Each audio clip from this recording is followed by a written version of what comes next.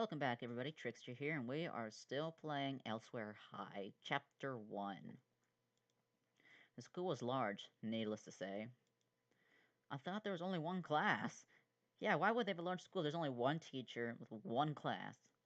Derek followed her in silence, and she eventually led him out the back door of the school.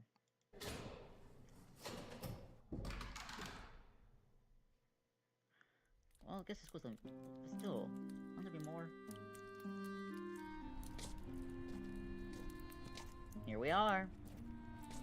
It might take some time to navigate the campus, but this here is rear entrance. It's the closest entrance to your dormitory. She pointed towards the gray building in the distance. Shall we?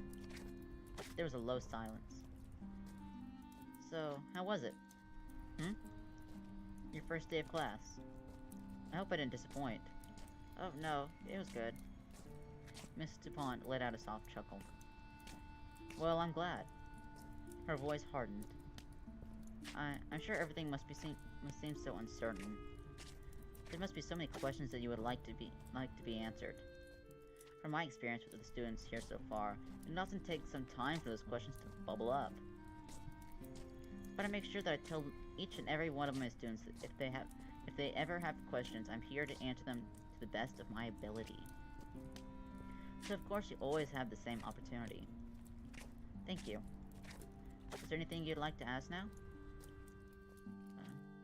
Yeah, why is this school so big? Mr. Pond smiled at his observation. This school was shut down rather recently. It was fed by a network of neighboring small towns. A proposal was given to renovate this existing school, but instead an entirely new school was built somewhere in the township. It seems like the building was to be knocked down, that is, until this idea came to be. What is it? He didn't respond. Mr. Bond was approachable. He felt a genuine comfort when he spoke to her. And yet he wondered if this comfort ran no deeper than her smooth, ample voice. Perhaps he found no comfort in her disposition at all. They offered some time away to silence. I feel full here. Derek continued with his head down and hands in his pockets. What does that mean? Of course, I always felt a sense of fulfillment from teaching, but it is amplified here. I care more about this group of students than any other before it. I'm sure many teachers would think this opportunity is a nightmare. On paper, you guys are a hard sell. She tried to laugh away her jab, but hit Derek the wrong way. But I've never had the pleasure of teaching such a vibrant group. I look forward to your observations, and to energy each day. I know that we don't know each other yet, but thank you for your input and yourself. I hope that what I'm doing here is at least empowering you all. So thank you, Derek. You are noticed and are of worth. He wasn't sure how to respond, so he didn't. Through the thick curtains of constant unease, Derek at least felt safe in saying nothing. They had arrived at the entrance of the dorms, and Miss DuPont began shuffling through the pouch that she had carried, quickly producing a plastic card from it. She handed it to Derek. An extra layer of security. There is no one on campus outside those in your class and myself. The founders will show up infrequently. In any case, this is a key card for the dorm rooms. It is programmed to open the front door as well as your room. Quite fascinating, isn't it? Yeah. She laughed. Oh, I'm sure something like this is nothing to a young guy like you. It is quite incredible, though. She scanned the card and held the door for him. So yes, please, do not misplace this card, or swap cards with other students. It is for your room alone. Thanks. Miss DuPont led him to the second floor.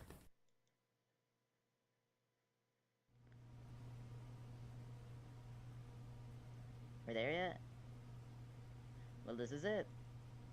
I know it doesn't seem like much, but please make the best of it. It might be difficult to see right now, but this is such a great opportunity for you guys. Anyways, I'll let you get settled. This is your room here. She motioned to the door on their left and gave him a small smile. Is there anything else you need? I think I'm okay. Right, well, the rest of the day is yours, Derek. It was a pleasure to meet you. I look forward to getting to know you. Thanks.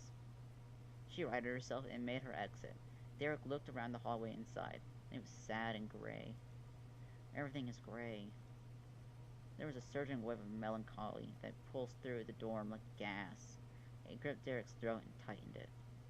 I've got you now. Shaking his head roughly, Derek inserted his key into the door and pushed it open. Dorm, sweet dorm. 'Cause it ain't home. So, dorm, sweet dorm. Hey, at least we get a pillow. Yay. I guess that's what we'll have to do. He wasn't sure why he had expected to find solace in this room. There was none, although the tangible sadness he felt in the hallway had dissipated.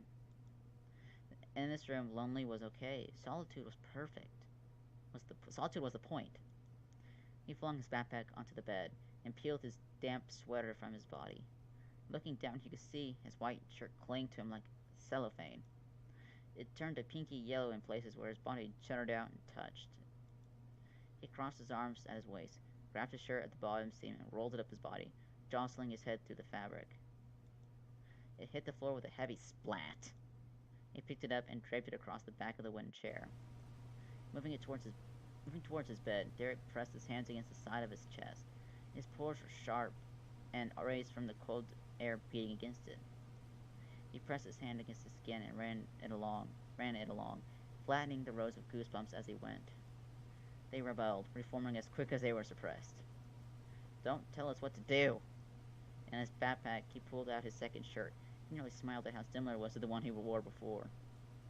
Derek never paid close attention to how he dressed. White t-shirts were acceptable. They were safe. He placed the fabric on his bed next to his bag and wrapped himself in his arms. This is me. I'm here. His fingers dipped loosely beneath his pants and ran them up the creases of his abdomen. Letting out a considerable sigh, Derek picked up the new shirt and slid it over himself. His forearms prickled against the cold air.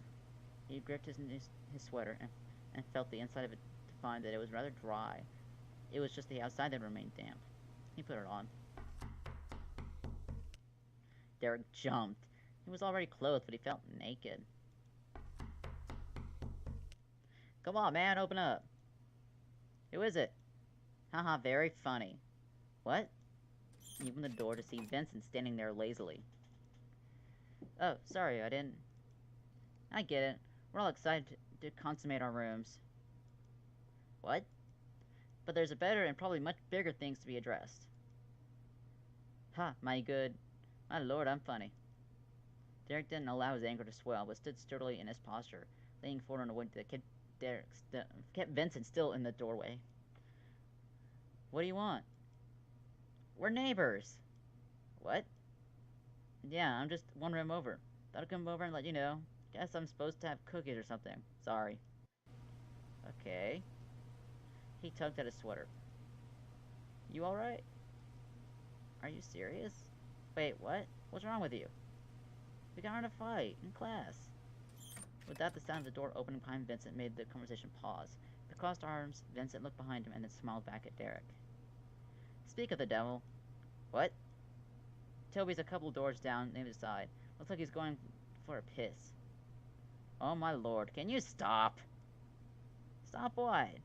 Being such an asshole. Acting all cocky and mature when really don't give a shit about anyone. You're all nice to me on the outside, but how do I know that you aren't talking shit about me behind my back? I don't even know Toby, and you're trying to shit on him in front of me. Trying to make me hate him or something. Like, what the hell is wrong with you? Vincent's stare was nondescript. It soon fell into a mischievous frown. Look, he sighed, not from shame, but from misdirection. I don't really know Toby either, okay? I just say what's on my mind. I don't have anything against him. I just don't know him. I don't really want to know him. I don't know. There's people I like, and there's people I don't like. If that sounds judgmental, then whatever. But you're pretty quick to call me an asshole yourself, so maybe we aren't so different. You seem like a cool guy, and Sophie seems to really like you too. That's actually why I'm here, if you wanted to know. Derek knew that there was too much to unpack in Vincent's splurge, so he skipped to the point that interested him most. What do you mean? Vincent raised a hand to his face and pressed his fingers between his furrowed eyebrows. A low sigh escaped him. Listen, Sophie wants to... Ugh. She wants to go for a walk. Derek scrunched up his face in confusion. Is that supposed to mean something else? No. She wants to go for a long walk. A little farther than we're allowed. Derek's eyes lifted Vincent and retreated into thought. And she wanted to invite you. See if you wanted to come. Well, he wasn't sure where to begin. It's against the rules, right? Yep. Has anyone else done it? Not sure. I mean, probably. What happens if we get caught? I'm not sure. We won't get caught, so I'm not sure. Look, if you don't want to come, it's fine. She gets it. We get it. You're new, and you want to look good. But we're going crazy here. We just want some fresh air. And we want to see what's out there. She leaned on the doorframe behind Vincent. You know, get used to our surroundings. Derek's mouth curled up into a smile, but he forced it back down. Sophie looked at Derek and nodded towards him. Nice room. Does look pretty cozy. Derek, we're not trying to intimidate you or anything. Vincent and I hang out all the time. We talk to other people. We're just not really close to anyone else. And I've been thinking about what you said on the bus about what happens if we leave campus. I'm not looking for trouble tonight. I'm not planning on getting caught. I'm just going stir crazy, I guess. So yeah, we're going to walk tonight. It happens. And I thought it would be a good way to get to know each other.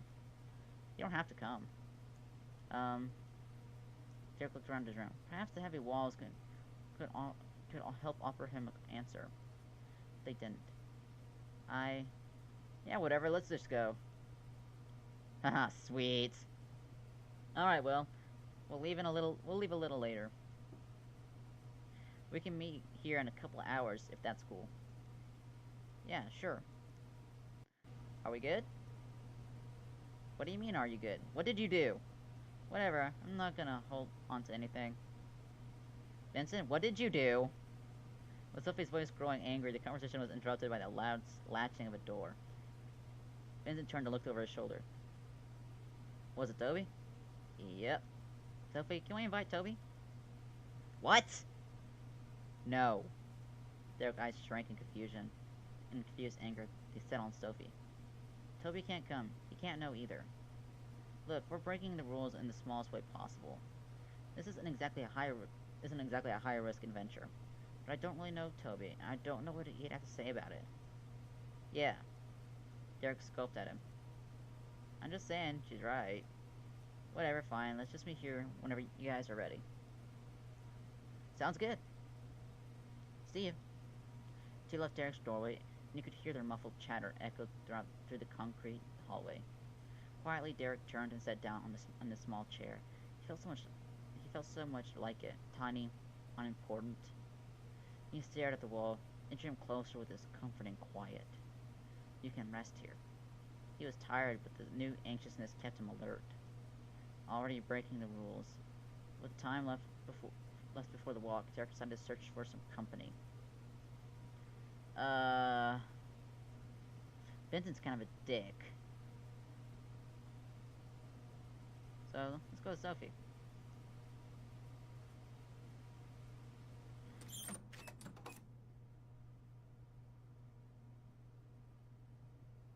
Just want to hang before we go? Just want to hang before we go? Yeah, I guess so. What were you up to? Just doing some homework. DuPont doesn't really assign much, so it's not too bad. Nice. Sophie leaned against Derek's desk while he took a seat in his chair. So what did you want to do? I don't know. I was just kind of bored. Fair enough. Well, I'm honored that I was chosen to de-boarden you. She took a moment to gather conversation. So how's your laptop holding up? I think it's fine. Still in the bag. Kind of useless without Wi-Fi, right? Pretty much. You can play solitaire or something. Do they even still come with that? Yes, they do. They better. That was my jam when I was little. Derek laughed. Really? Yeah, why? I don't know. I just can't really picture a 10-year-old you being into solitaire. Whoa there, Judgy. She smirked at him. Her body somehow handling her awkward position with grace. "Is Hallie holding up? Anything I can do for you?" I don't think so. Well, actually, in the pamphlet and all the paperwork it said that we'd be given a phone. Oh yeah, everything here is privilege-based. Nothing's automatic. It's like taking the bus rides. If you think you've earned it, then you'll get your phone. Oh. I don't think anyone hasn't been given their phone, so it's no big deal. Why? Who are you looking to call? With your girlfriend back home? Nah. Parents? Huh, they'd probably love it if they never heard from me again. That's probably not true. Derek looked up to Sophie with the confident stare that washed the room in a brief silence. And what about you? What about your parents? What were they like? They were fine. That's it? I don't know. They were normal. Nothing to report, really. Okay. Got the feeling that she didn't want to talk about it. Sophie picked herself up and gestured to the wall opposite of them. Got a lot of blank space here. Derek swiveled around in his chair. What do you mean? She peered right and approached the wall with open arms. Exactly. So many possibilities. Posters, drawings, a huge whiteboard calendar or some shit. You know those stupid DIY sites? You could get all crafty and customize your wall. Just fill it with mason jars. Mason jars? Yeah, don't you know? If you want to be crafty, just use some mason jars. Derek pushed out a breathy laugh. Rustic mason jars. Hipster mason jars. Kitschik or whatever. Mason jars. They're going to take over, I swear. The mason jar apocalypse. 2017. Market. 2018, bitch. Ha ha ha. On the whiteboard calendar. Two erupted in a fit of laughter. Derek buried his head in his hands with his mouth agape, letting out rounds of loud giggles. It took them some time to calm, and once Sophie spoke, her voice was still high and stuttered over itself. Ha, you have a great laugh. Derek wiped his eyes. Huh, so many people have told me that. It's infectious. She turned back towards the wall to thank it for the moment, and then made her way back to the desk, falling right into her usual casual lean. So yeah, get right on that. We can actually decorate the walls. Sticky tacks or masking tape only, but yes. Alright, I'll think on it. I'll think about it. Sophie let out a small sigh. Thanks for asking me to come. I needed a laugh. Yeah, for sure. You still good for later? Yeah. If you knock and I don't answer, just knock louder. I haven't slept in a while, so... You're kicking me out? No, I just meant in case.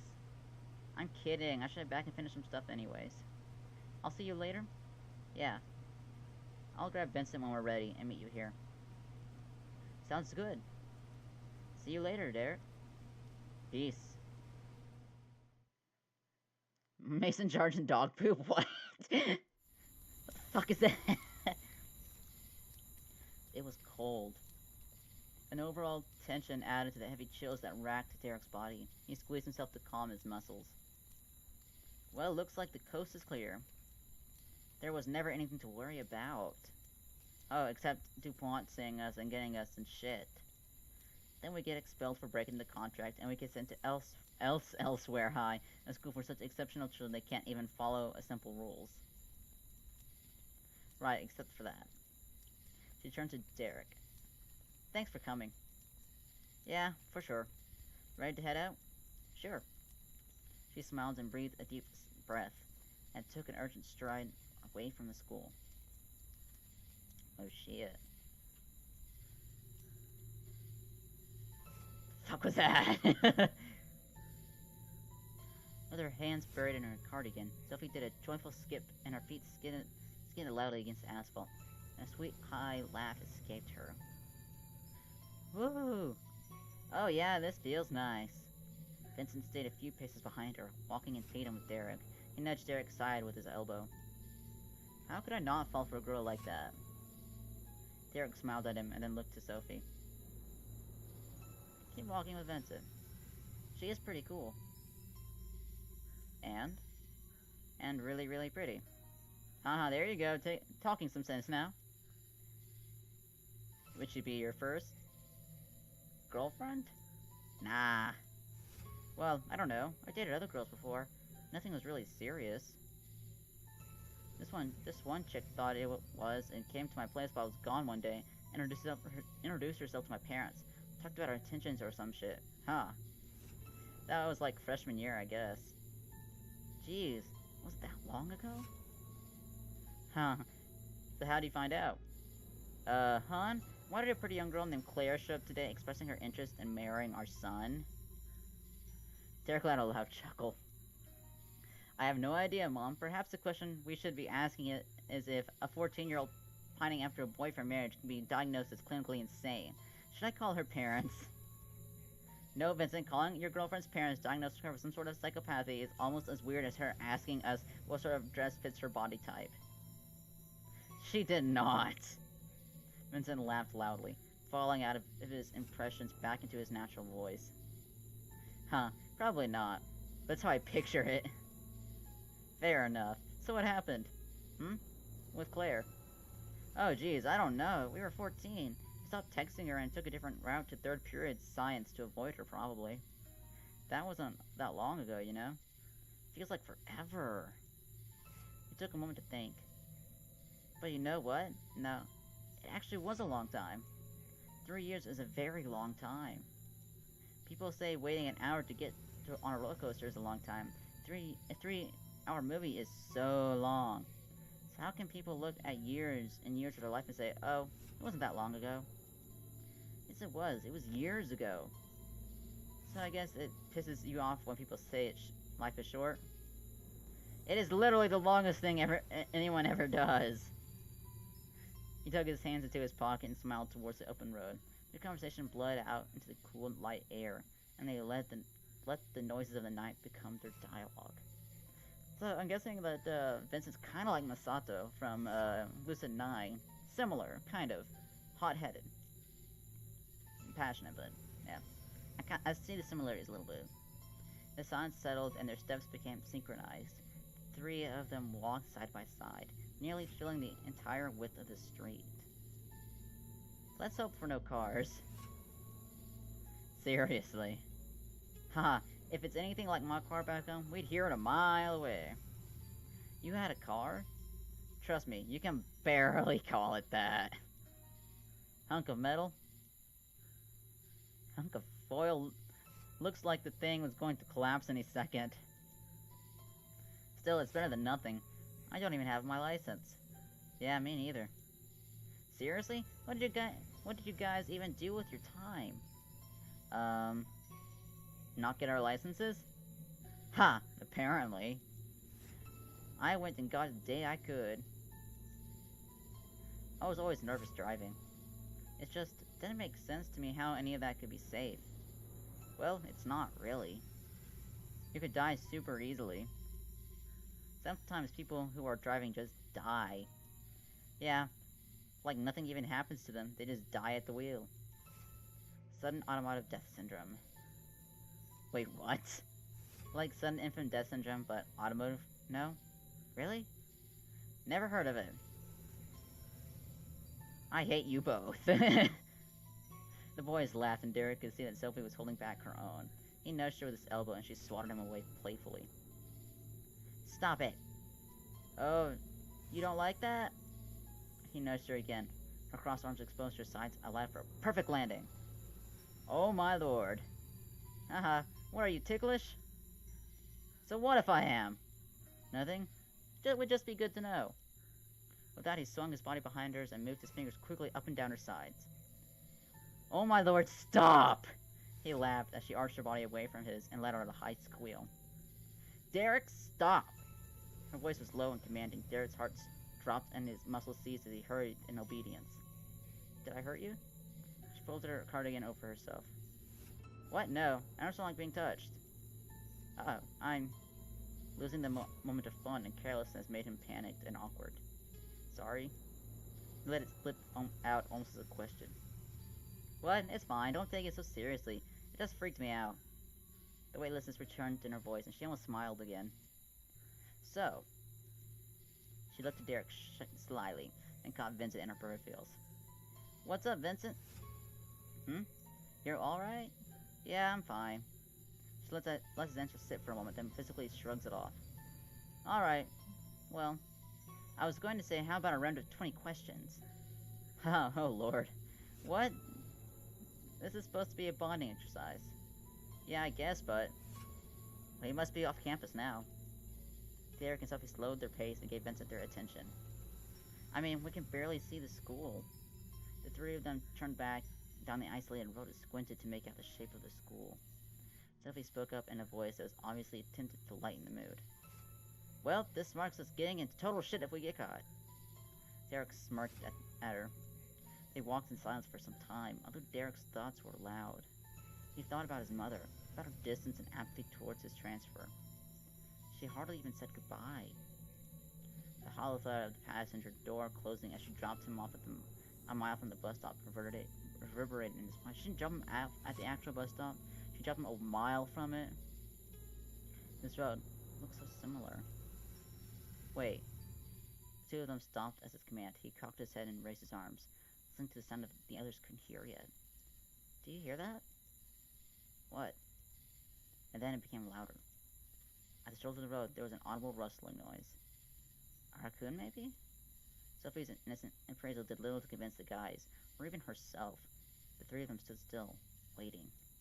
But then it came. What the fuck is that? The fuck is that? From the edge of the ditch was a man, or perhaps it wasn't a man at all. What the fuck is that? What the fuck is that? It picked itself up on the tips of whittled arms, toothpick stilts that were somewhat made of calloused flesh and bone. What the fuck is that? Run! On his face said bulbous rolls of skin that bulged out like lava. The tight bubbles spilled over its eye sockets and lifted its mouth upwards and out. The mouth was so swollen that its tongue hung from it as if it were dead. Like a pendulum, its half torso swung between its skewered arms. Run! Tick tock, tick. What? Run! Sophie let out an instinctual breath of air and said nothing. Vincent stood frozen in place. Run, you bitches! Run! The creature twitched and let out a howl. Run! Yes! At the first sight of pursuit, the three of them unlatched their muscles from fear that paralyzed them and ran. Derek pushed himself forward, and the weight of the wind that fought against him rolled his sweater off his shoulders and forced it back, dripping it down to the crook of his elbows. Sophie and Vincent said nothing, just hurried noise of desperate fear bounced from their chest with each stride. They could hear the panting from the man behind them, and the hollow crackle of his stilted arms beating against the asphalt. Derek craned his neck and quickly looked behind him to see the creature stood in place, beating the road with the nubs of its arms. A frightening war cry. You better run! It stopped. The three slowed and turned to look behind them. They had made a considerable distance, and the creature was now nothing more than a small figure, swallowed in shadow. Its body twitched and bristled, and it made its way back to the grassy shoulder of the road. Fuck that thing! Fuck that! Derek looked to Sophie and Vincent. Their faces were flushed, and their eyes shook in their sockets fiercely. You could see no fear in their face, however, just desperation and shock. What the hell was that? They said nothing. Derek swiveled his body around, checking his surroundings, his knees bent and ready. Guys! He turned to them for guidance and respite, but he smiled with hollow shells that let out quick, sharp breaths. Derek could feel the sting and tears in the corner of his eyes. Oh my lord. He took a few steps backwards and turned himself back towards the school, quickly revving up to a full sprint. Come on! Of course, the words were meant for Sophie and Vincent, but he pushed them out as if they were motivation for him. Come on. Faster. Looking back, Derek could see Vincent reach out for Sophie and pull her away from the bushes, leading her into a sprint back towards the school. Derek's forehead was frozen from the wind chill, beating down on it in a thick layer of perspiration that had formed. His cheeks burned loudly and angrily. Get me out of here! His vision blurred. His senses stopped. Did I black out? Shit.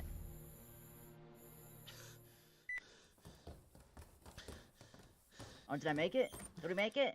His hands fumbled aimlessly and found the resting place on the hard walls. He dropped to his knees and crawled forward, his gliding hand offering him some small sense of guidance.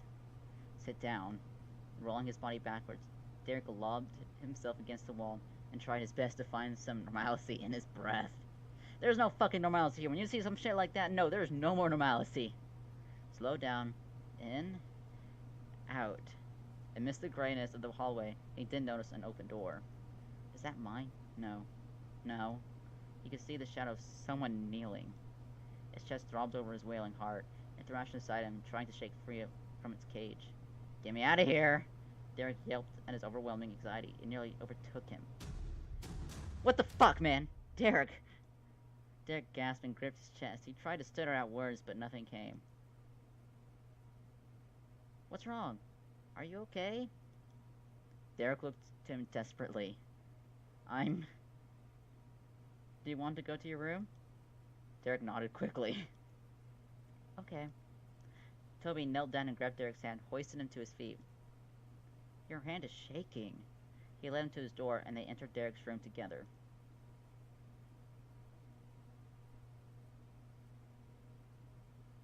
Toby walked him to his bed and set him down, and then sat next to him nervously. Sorry, I'm not sure what to say. Derek shook his head, excusing Toby's lack of confidence. His breath still came out in heavy gales. Is it because of your first day? I had a hard time, too. I think I cried a lot. Derek drove his eyes shut as tight as he could, then opened them quickly. He motioned with his hands, beckoning Toby to speak. Just tell me something. What were you doing? I kinda saw you in your room. His words were slow, and came out laced in his deep breaths. Oh. You could see Toby retreat into himself.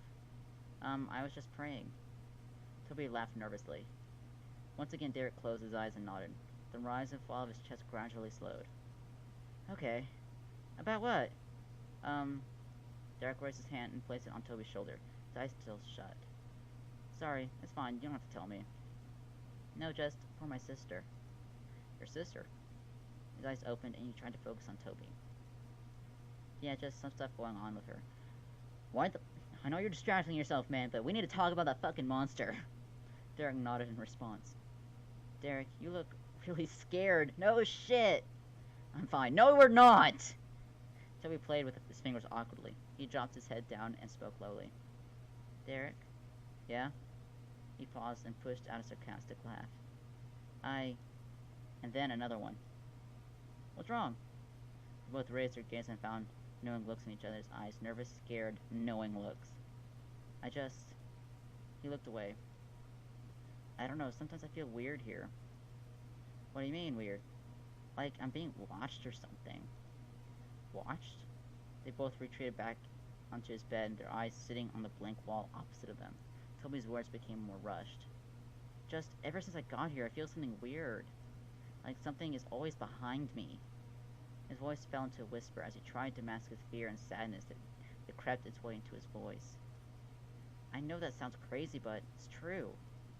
Nothing seems right. There's something wrong going on here. No shit! Finally, he gave in and let out a heavy breath, and a tear pushed its way out of his eye and hit the fabric of his pants. He gripped his hands tightly. Derek. Derek looked up to him, but Terry's head remained low and guarded. Where are we? I don't know. What? Where the fuck did he go?